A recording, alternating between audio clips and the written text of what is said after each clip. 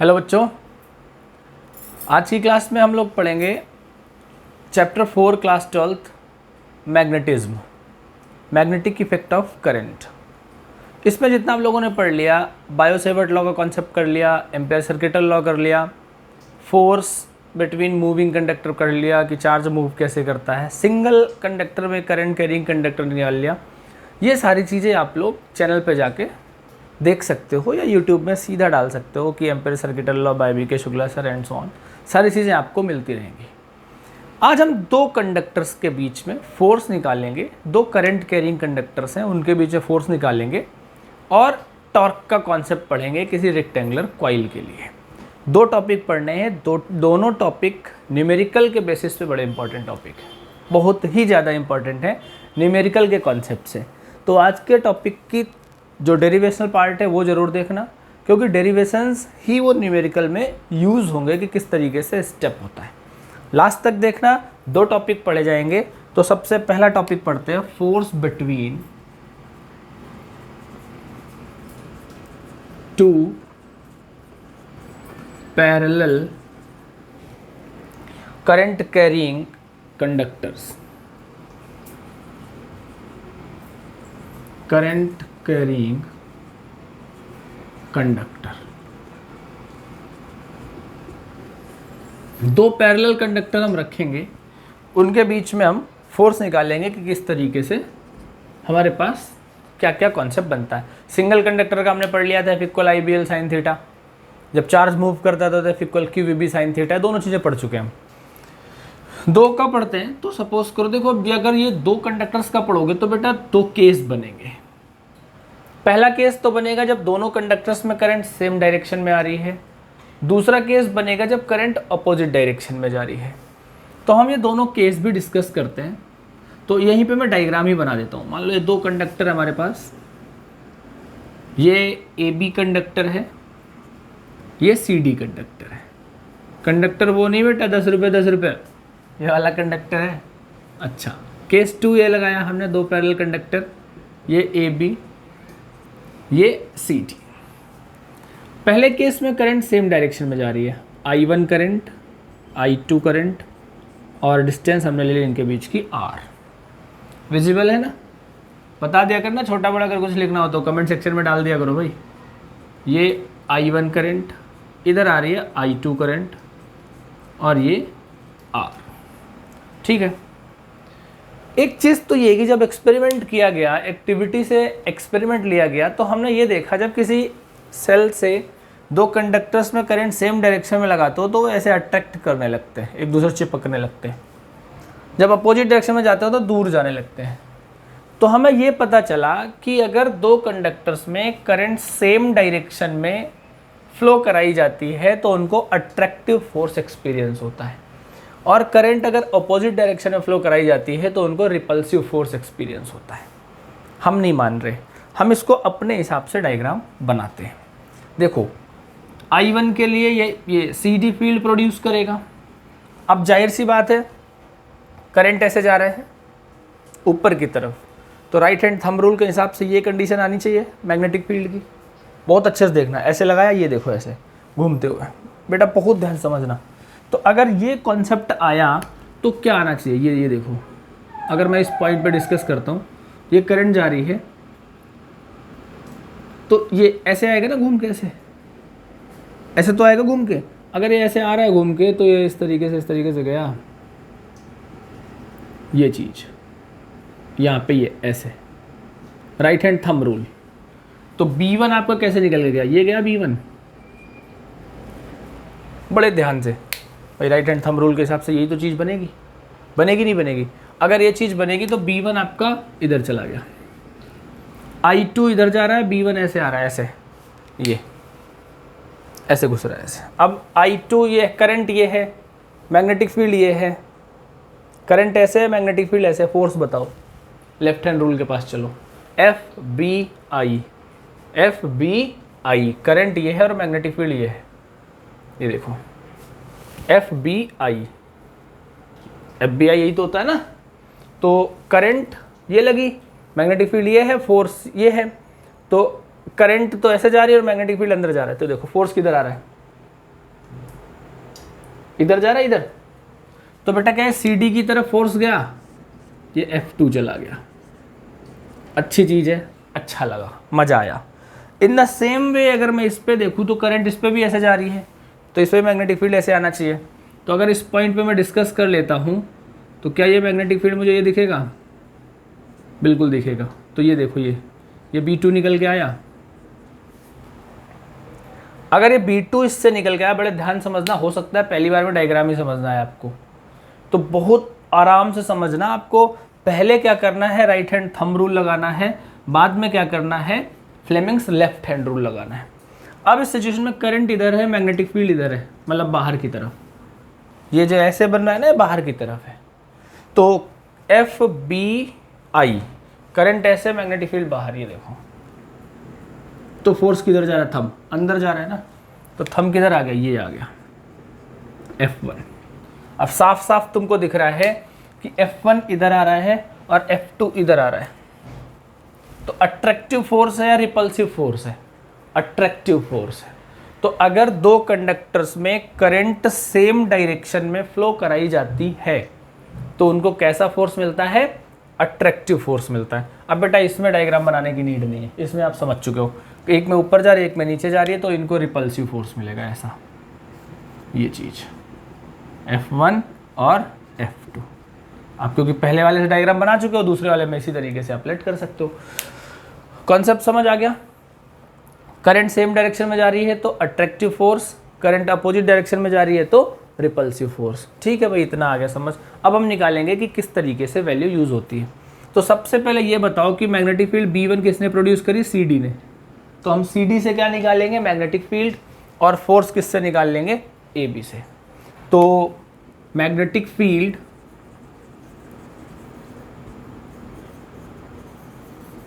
Produced by CD, B1 equal क्या आया हमारे पास? एक यूनिफॉर्म वायर का फॉर्मूला क्या होता है इनफाइनाइट लेंथ पे? μ0I/2πr। निकाल लिया।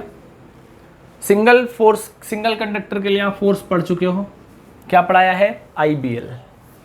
तो F1 जो आएगा आपका फोर्स क्या आएगा? I2BL। L is the length of conductor. तो F1 हमारे पास क्या आ गया? I2, यहाँ पे B1 आ जाएगा। I2 B1 क्या है? μ0I1/2πr into L। तो कुल मिला के मैं F1 कह सकता हूँ μ0I1I2L/2πr। ये आपने F1 बताया। अब बेटा मैंने आपसे कहा कि F1 और F2 देखो भाई, सेम में जा रहे तो अट्रैक्टिव, अपोजिट जा रहे तो रिपल्सिव। न्यूटन के थर्ड लॉ को तो ओबे कर रहे हैं ना, हैं तो एक दूसरे के अपोजिट ही। तो because we have F1 equal -F2 है, क्योंकि न्यूटन के थर्ड लॉ को ओबे कर रहे हैं, तो F2 की वैल्यू भी सेम आ जाएगी। अगर मैं फोर्स पर यूनिट लेंथ निकालूं, स्मॉल f, इसको मान लो मैं कह दूं f, तो F/L आ जाएगा। L को डिवाइड में लो, μ0I1I2/2πr। अब इस टाइम पे इसकी यूनिट क्या बन जाएगी? N/मीटर। जो करंट की फंडामेंटल डेफिनेशन है बेटा, वो इसी फार्मूले से आती है। करंट की फंडामेंटल डेफिनेशन आपको इसी फार्मूले से मिलती है, μ0I1I2/2πr। अब वो कैसे आती है हम लोग यहाँ पे समझेंगे। तो पहले ये कॉन्सेप्ट समझ लो, करंट अगर सेम डायरेक्शन में आती है तो कैसा फोर्स लगता है? अट्रैक्टिव। अपोजिट डायरेक्शन में आती है तो कैसा फोर्स लगता है? रिपल्सिव। F इक्वल आपको मिल गया μ0I1I2/2πr इंटू L। अच्छा, एक चीज़ और समझो, यहाँ पे L क्या है? Length of conductor given. Important चीज़ है, बता रहा हूँ आपको। अगर दो कंडक्टर दिए जाएं, एक की लेंथ कम है, एक की लेंथ ज़्यादा है, तो L आप किसका यूज़ करोगे? जिसकी लेंथ कम होगी। शॉर्टेस्ट कंडक्टर की लेंथ यूज़ की जाती है। ठीक है। अच्छा, मान लो यहाँ से आपसे पूछ लिया जाए डिफाइन 1 एम्पियर। बेटा 1 एम्पियर आपको डिफाइन करना है। जो क्लास 11th में आप लोग फंडामेंटल डेफिनेशंस में पढ़ते हो कि 1 किलोग्राम 1 मीटर 1 एम्पियर, तो वो 1 एम्पियर की डेफिनेशन आपकी यहीं से आती है। क्या आती है, मैंने डायरेक्ट आपसे पूछा, तो मान लो मैंने पूछ लिया डिफाइन 1 एम्पियर, तो कहानी समझो। हमारे पास F क्या था, F/L mu naught I1 I2 upon 2 pi R था, ठीक है। अगर इफ R 1 मीटर हो जाए, I1 I2 भी 1 एम्पियर हो जाए, तो F/L आपको क्या मिलेगा। म्यू नॉट की वैल्यू कितनी होती है, 4 पाई इंटू 10 की पावर -7 1 अपॉन 2 पाई इंटू 1, क्या आया 2 इंटू 10 की पावर -7 न्यूटन पर मीटर आ गया, बन गई डेफिनेशन। अगर दो कंडक्टर्स हैं 1 मीटर डिस्टेंस पे रखे हुए हैं, अगर दो कंडक्टर्स हैं 1 मीटर डिस्टेंस पे रखे हुए हैं, तो उन पे force per unit length 2 into 10 की पावर -7 न्यूटन पर मीटर लगे तो फ्लोइंग करंट 1 एम्पियर होगी। ये करंट की फंडामेंटल डेफिनेशन है। अगर दो कंडक्टर्स 1 मीटर लेंथ अपार्ट रखे हुए हैं और उन पे force per unit length 2 into 10 की पावर -7 न्यूटन पर मीटर लगती है तो फ्लोइंग करंट 1 एम्पियर होगी। ठीक है, बेसिक टर्म थी। वो फोर्स अट्रैक्टिव हो सकता है, रिपल्सिव भी हो सकता है। अट्रैक्टिव कब होगा, जब करंट सेम डायरेक्शन पे होगी। रिपल्सिव कब होगा, जब करंट अपोजिट डायरेक्शन पे होगी। अब सर इससे रिलेटेड न्यूमेरिकल बता दो किस तरीके से आएगा। तो बड़ा ही एक कॉमन न्यूमेरिकल है। मान लो मैं आपसे पूछ लूँ कि आप क्वेश्चन आपके सामने आ गया कि एक रेक्टेंगुलर कॉइल है जिसकी लेंथ 25 सेंटीमीटर है और ब्रेथ 10 सेंटीमीटर है, 15 एम्पियर की करंट फ्लो होती है। इससे 2 सेंटीमीटर अपार्ट एक स्ट्रेट कंडक्टर है जिसमें 25 एम्पियर की करंट फ्लो होती है। नेट फोर्स बताओ। कॉन्सेप्ट सही है, कॉन्सेप्ट समझने वाला है। एक रेक्टेंगुलर कॉइल ABCD और एक कंडक्टर XY, या ऐसे भी कह सकता है एज शोन इन फिगर। अब इसमें फिगर में शो किए गए हैं। अब नेट फील्ड हमें को नेट फोर्स बताना है, इस पर कितना लगेगा। तो फोर्स बताने के लिए आप क्या करोगे, देखो भाई CD और AB का तो खेल खत्म, ये पैरेलल रखे हुए हैं। दो पैरेलल एक दूसरे से ये रखे हुए हैं और XY के ही पैरेलल AD है। तो XY के पैरेलल कौन है, BC, XY के पैरेलल कौन है, AD। तो XY और BC के बीच में एक फोर्स निकाल लो, XY और AD के बीच में एक फोर्स निकाल लो। अब वो कैसे निकालोगे समझो। Force between XY and BC, I1 कितना है 15 एम्पियर, I2 कितना है 25 एम्पियर, R कितना है 2 सेंटीमीटर, L कितना है 25 सेंटीमीटर। ठीक, F निकाल लो। F1 कितना होता है म्यू नॉट अपॉन 2 पाई mu naught I1 I2 L upon 2 pi R, पढ़ा हुआ है। म्यू नॉट की वैल्यू 4 पाई इंटू 10 की पावर -7, I1 कितना है 15, I2 25, L 25 into 10 to the power -2 upon 2 pi, R is what 2 into 10 to the power -2। Solve कर लिया, जो भी आंसर आएगा F1 की वैल्यू एक निकाल दी। मान लो Z वैल्यू आ गई से। अच्छा, अट्रैक्टिव होगा रिपल्सिव होगा, ये इधर जा रहा ये इधर जा रहा, बेटा अट्रैक्टिव होगा। ठीक है, यहाँ तक बात समझ आ गई। क्वेश्चन नंबर 1 बना लिया। बेटा सॉल्व करना है आपको, मुझे नहीं पता क्या Z की जगह मैंने क्वेश्चन मार्क मार दिया। अब आप निकालो force between XY and AD, क्योंकि XY के साथ तो दो कंडीशन बनेगी ना। तो XY और AD के बीच का आप फोर्स कैलकुलेट करो। अगर मैं XY और AD के बीच का फोर्स कैलकुलेट करता हूं तो लिखता हूं मैं force between XY and AD। I1 कितना है, इसे मान लो, इसे मान लो, किसे मान लो, 15 एम्पियर ही आ रहा है। I2 कितना है 25 एम्पियर है। L कितना है, L तो यही होगा 25 सेंटीमीटर।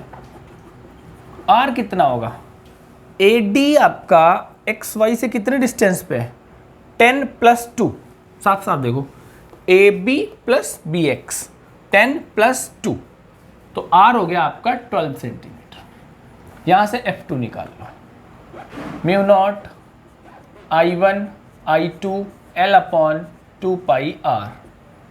तो 4 पाई इंटू 10 की power -7, 15, 25, 25 10 to the -2 upon 2 pi into 12 into 10 की पावर -2।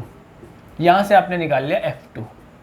F2 भी कुछ आ जाएगा, मान लो अट्रैक्टिव रिपल्सिव, इसमें करंट ऊपर जा रही थी, इसमें नीचे आ रही थी, तो ये हो गया रिपल्सिव, ठीक, अपोजिट डायरेक्शन में।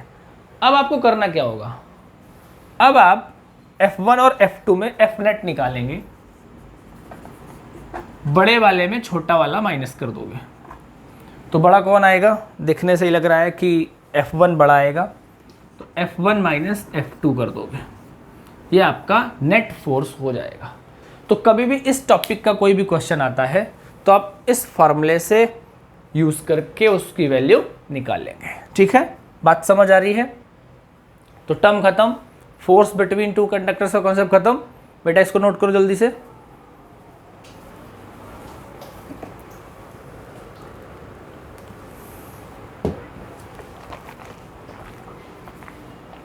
गला सूख जाता है भाई, पानी प्यास लग जाती है।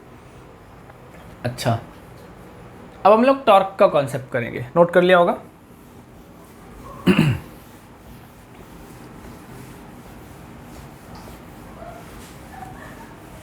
टॉर्क का भी टॉपिक ठीक है, वो भी न्यूमेरिकल के बेसिस पे बहुत ज़्यादा इंपॉर्टेंट टॉपिक है। होगा कैसे,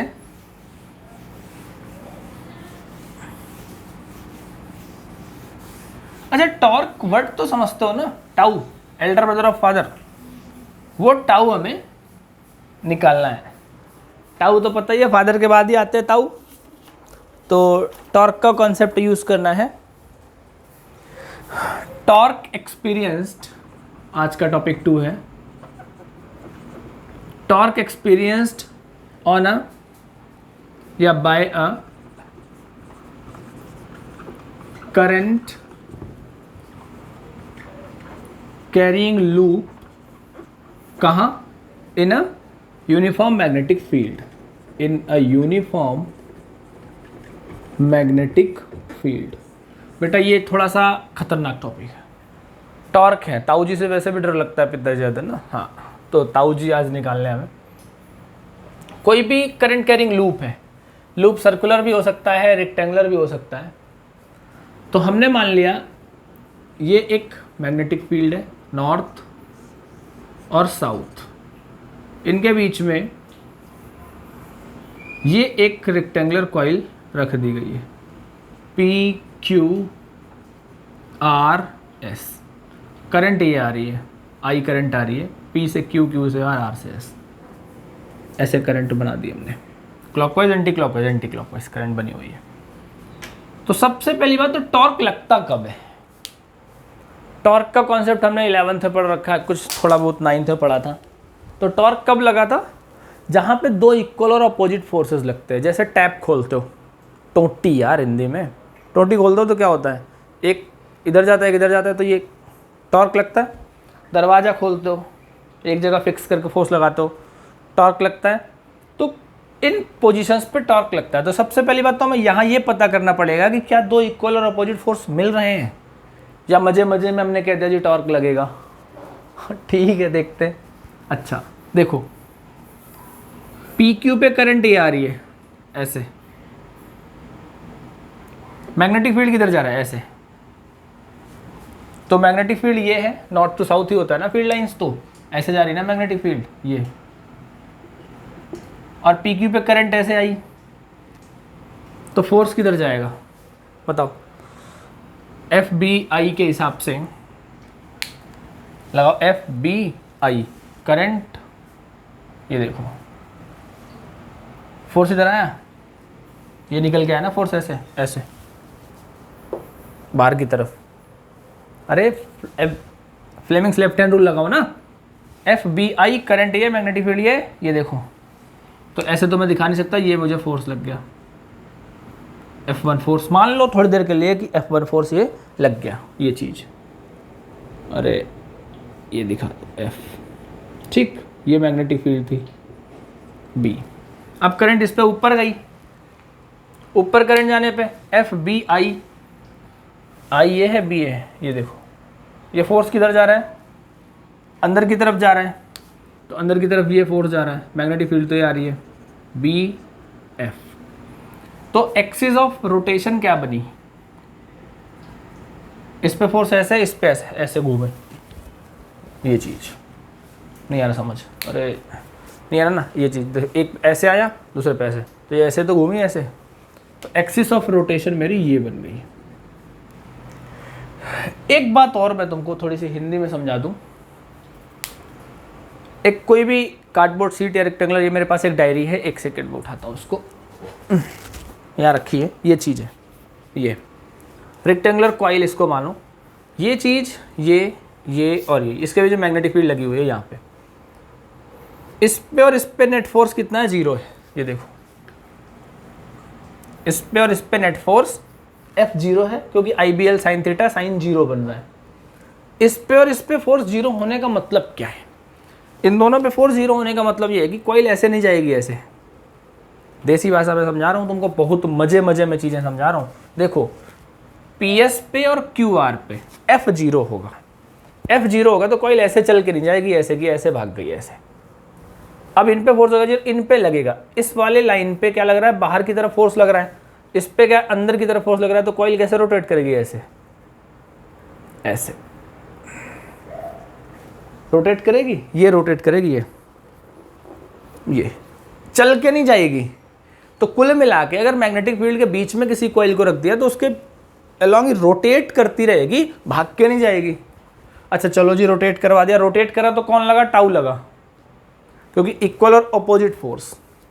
मान लो ये ब्रेथ है B और लेंथ है L, ठीक, ये मैग्नेटिक फील्ड है B और ये इसका नॉर्मल है N, तो B और N के बीच में एंगल है थीटा। थोड़ी देर के लिए समझो, अब मैं इसको बिल्कुल अलग तरीके से बनाता हूँ, अरे यार कैसे आज, अब इसको बिल्कुल मैं अलग तरीके से बनाता हूँ। कॉन्सेप्ट को अगर मैं यूज़ करूँ तो हमारे पास ये एक कॉइल आ गई है,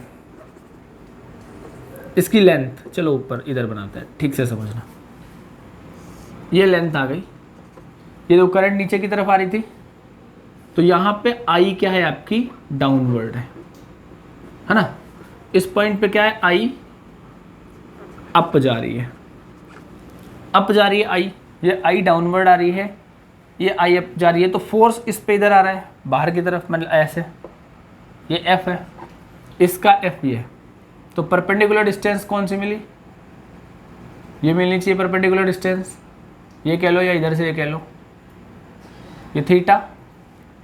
थीटा क्या है, नॉर्मल और मैग्नेटिक फील्ड के बीच का एंगल, ये B है, तो ये परपेंडिकुलर डिस्टेंस कितनी आएगी, ये B है ना, तो परपेंडिकुलर डिस्टेंस क्या आ गई, B sine theta, sine theta equal perpendicular upon hypotenuse से। अच्छा क्या टॉर्क लगेगा, बिल्कुल लगेगा, तो एक्सपीरियंस टॉर्क कितना लगेगा, टाउ इक्वल होता है force into perpendicular arm. Force यहाँ पे क्या लग रहा था, I B L ऊपर वाला, ये I B L, तो I B L या I L B into perpendicular arm क्या है, B साइन थीटा, तो टाउ इक्वल आ गया I B अपनी जगह, L इंटू B अपनी जगह sine theta. L into B क्या होता है, एरिया, तो टाउ इक्वल आ गया I B A sine theta. If coil has n turns, if coil has n turns, तो टाउ इक्वल क्या आएगा, NIAB sine theta. Tau equal क्या मिला आपको, NIAB साइन थीटा, ठीक है। अच्छा सबसे ज़्यादा मोस्ट कंफ्यूजिंग होता है कि एंगल थीटा किसे लें। थीटा आप समझो, मैग्नेटिक फील्ड और normal to the plane of coil के बीच का एंगल होता है। बच्चे हमेशा कंफ्यूज रहते हैं कि sir sine theta cos theta, कई सारी बुक्स में कहीं कहीं कॉस लगा दिया जाता है, कहीं कहीं साइन लगा दिया जाता है। तो कॉस कब लगेगा वो कॉन्सेप्ट यहाँ पे समझो। अगर नॉर्मल से कोई भी एक्सिस या मैग्नेटिक फील्ड अल्फा एंगल बना रही है तो उस सिचुएशन में थीटा प्लस अल्फा क्या हो जाएगा 90, तो अल्फा क्या आ जाएगा 90 माइनस थीटा, वो चीज़ यहाँ पे यूज़ करोगे। फिलहाल तुम्हें tau equal NIAB sine theta. ठीक है, आज हमने 2 टॉपिक पढ़े, फोर्स का और टॉर्क का। इन्हें कंप्लीट कर लेना, इनसे रिलेटेड क्वेश्चंस बहुत ज़्यादा आते हैं। ठीक है, ओके बेटा, थैंक यू।